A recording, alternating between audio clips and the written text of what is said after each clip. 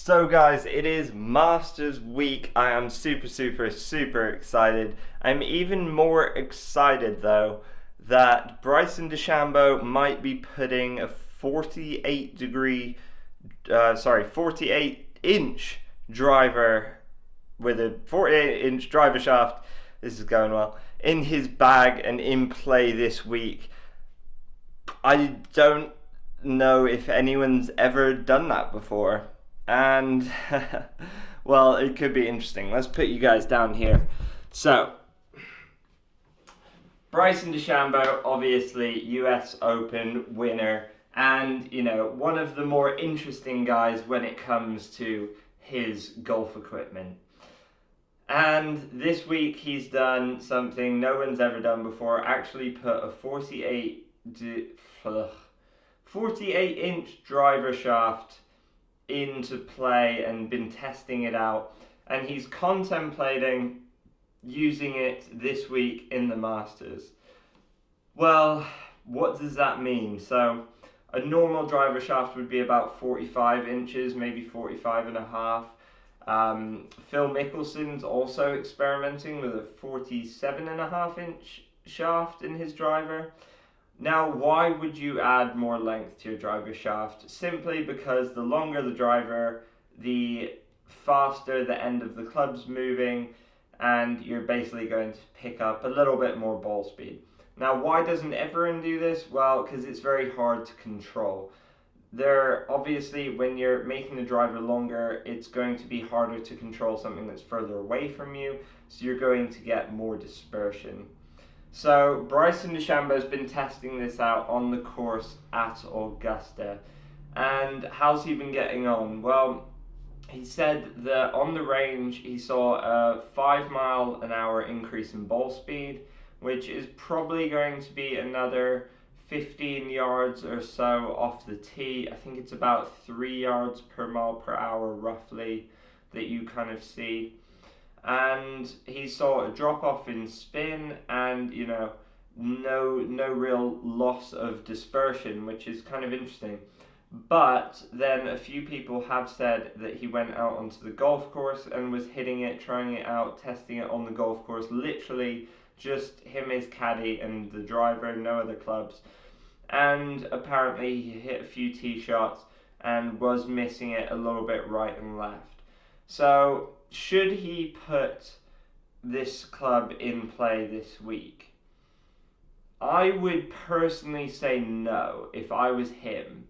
Now let me explain why, because I would love to see him put it in play this week. From a viewing point of view, I want to see it happen. I want him to put it in play, and I want to see how he gets on with it, because I'm really curious to see what will happen. But if I was him, Bryson, as we all know, is a massive perfectionist. He likes to tweak things, he likes to tinker with things, and he's constantly working on so many different things. And it's risky to put something into play he's only been working on for a few days. He tested it for the first time Monday or Tuesday, so you're talking 2 days of testing before putting it into play at the biggest tournament of the year. That seems kind of risky for me, especially when he's already one of the favorites. He just won the US Open. He already drives it further than everybody else.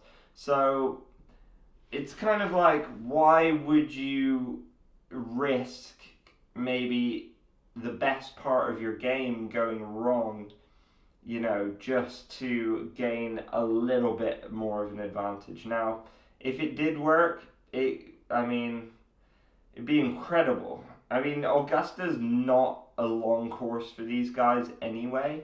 The challenge is more with the approach shots and around the greens. So he could be hitting just unprecedented long drives around there. And as I said, as a spectator, I would love to see it. But if I was him, I think it needs more testing. I think he could do it, and I think he will end up doing it. Why not? If he can make it work, he'll do it. But when you've only had 2 days of testing, you don't really know what's going to happen. He needs to experiment more with different shafts, different lofts, you know, so he knows what's going to happen. If something goes wrong, he knows why it's gone wrong. That's the most important thing, because for him, if he doesn't know why something's going wrong, he can't fix it, and then, you know, that's when kind of things could go even worse, really. So that's my opinion on it. But what do you guys think? What do you guys think will happen with this Masters? You know, it's going to be really, really interesting, especially with the course playing so differently. They're saying that, you know, there's more Bermuda grass than there normally is. The rye isn't as prominent. So it's going to be a little bit different playing wise, especially short game around the greens. And of course, we haven't got any, you know, any patrons, any spectators. So viewing wise, it's going to be kind of weird as well. And also, if you guys didn't see Jon Rahm get this hole-in-one, check this out. It's absolutely incredible. He got 2 holes in one within 2 days. Pretty unbelievable moment. Not that it wasn't ready. But yeah, incredible scenes. Really, really cool stuff. So, who do you guys think is going to do well this week? I would love to see Tiger do well.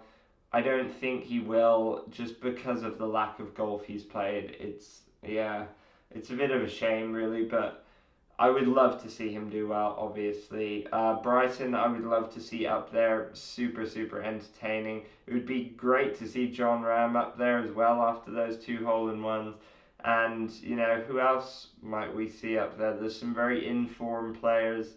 Matthew Wolff and, you know, a few other guys. Tony Finau, and yeah, it's going to be a really, really interesting Masters, so I'm super, super excited for it. So make sure you guys do subscribe, like this video, comment your thoughts down below, and, you know, I'll catch you later in the week.